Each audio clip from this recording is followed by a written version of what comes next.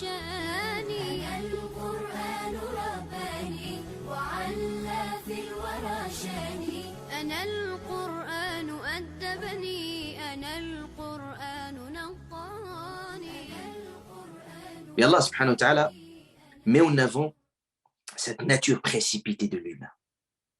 C'est-à-dire que l'humain veut avoir tout de suite et il n'accepte pas les choses qui arrivent au long terme, il veut aussi tous ses désirs, mais ce n'est pas toujours possible.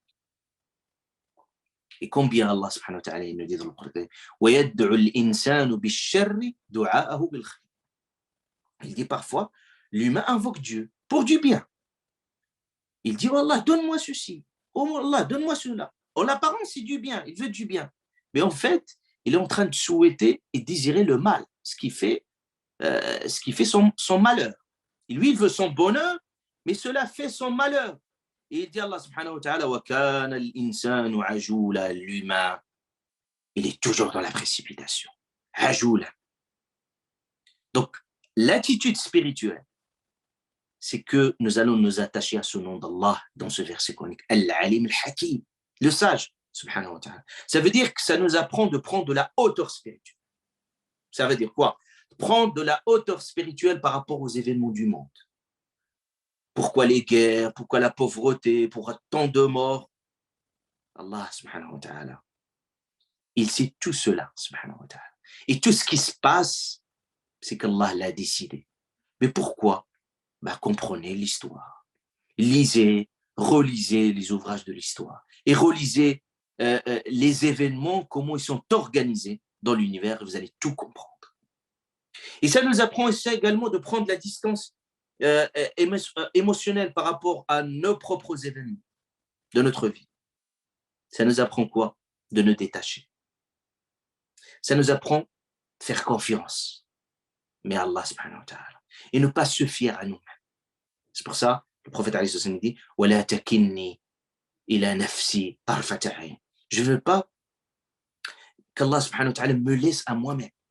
Si Allah ta'ala me laisse décider pour moi-même, là, je peux faire des choix catastrophiques.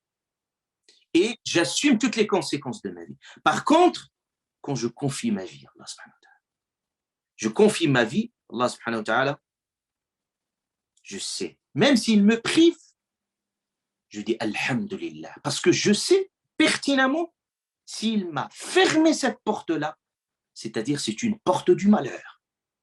C'est pour ça, dans Salat al-Istikhara, on a cette attitude-là. Quand on vient à Salat al-Istikhara, justement, qu'est-ce qu'on dit? Allahumma in kunta ta'lam.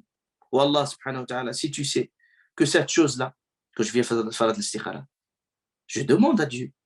Mais en fait, quand je demande à Dieu, dit Allahumma inni astakhiruka bi'ilmik. Allah, je te demande le bien. C'est-à-dire que je viens pour dire à Allah, est-ce que ce que je vais entreprendre, c'est un bien ou non? Astakhiruk, par quoi? Bi'ilmik, par ta connaissance. Pourquoi? Parce que moi, je ne sais rien. Quand j'étudie un dossier, quand je veux entreprendre un projet, je vois quelques éléments, j'ai quelques idées, j'ai quelques conseils, mais je ne peux pas saisir, je n'ai pas tous les éléments à ma disposition. Donc, je peux avoir un jugement hâtif. Donc, c'est pour ça, astakhiruka bi'ilmik wa astaqdiruka biqudratik. Et aussi, par la connaissance et aussi par le pouvoir d'Allah, parce que je sais qu'Allah, s'il sait que cette chose-là, il est bonne pour moi, c'est lui, subhanahu wa ta'ala, qui va me faciliter tout chemin par son pouvoir, parce qu'il est capable de le faire, subhanahu wa ta'ala, me faciliter tout chemin pour réaliser mon rêve. وَأَسْأَلُكَ مِنْ فَضْلِكَ الْعَظِيمِ. Je te demande de ta faveur, l'océan de sa faveur, subhanahu wa ta'ala. C'est quoi votre demande? Qu'est-ce qu'il vaut dans les trésors d'Allah subhanahu wa ta'ala des cieux de la terre? Ça représente quelque chose de minuscule. Ça n'a même pas de valeur. Toute dunya n'a même pas de valeur auprès d'Allah subhanahu wa ta'ala. Donc vraiment, ce que vous souhaitez, c'est-à-dire, il est minime. Et puis regardez l'échelle des priorités que je vais mettre. Si tu sais que cette chose-là, elle est bonne pour moi. Premièrement, ma religion, fi dini. Ben, c'est toi qui as mis cette échelle de priorité. C'est-à-dire, oui, une chose peut être bonne pour toi dans ta vie mondaine, mais peut-être qu'il va complètement briser ta vie spirituelle. Donc, tu peux réussir pleinement, matériellement, mais tu peux échouer spirituellement. C'est pour ça que j'ai dit, l'échelle de priorité, si tu sais que cette chose-là, elle est bonne pour moi dans ma religion, fidine. Et deuxièmement, dunya, dans ma vie mondaine, ma'ashi, dans mon quotidien, wa aqibati amri, dans les conséquences plus tard. C'est-à-dire, je peux entrer dans une chose, tout va bien dans le meilleur des mondes au début, mais à la fin, ça va être une chute libre, ça va être la catastrophe, ça va être un mur. Donc, je ne peux pas anticiper l'avenir et les conséquences. Et à travers cela, je peux naturellement, en toute confiance, dire Allah subhanahu wa ta'ala. Et après salat al-istikhara, Allah ta'ala va me dégager le chemin. Soit il va me priver, soit il va me donner. Mais certains, quand ils font leur salat al-istikhara, Allah les prive. Et certains se révoltent. Sinon, votre salat al-istikhara n'a plus de sens. C'est-à-dire, si Allah Ta'ala il t'a privé, c'est sache qu'il t'a donné.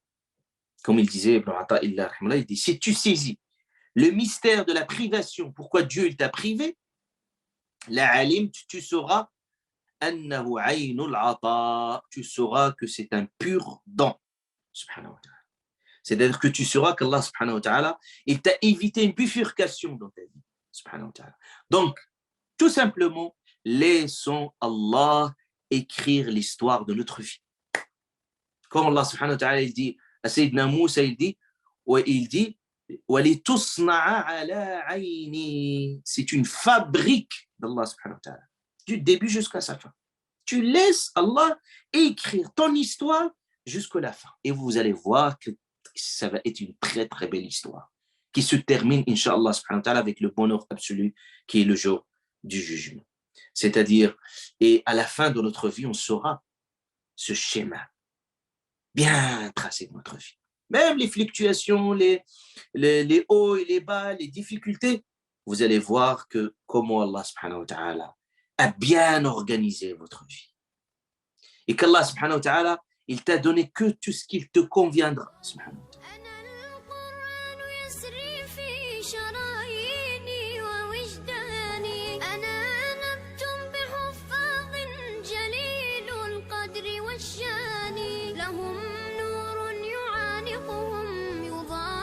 شمس أزمان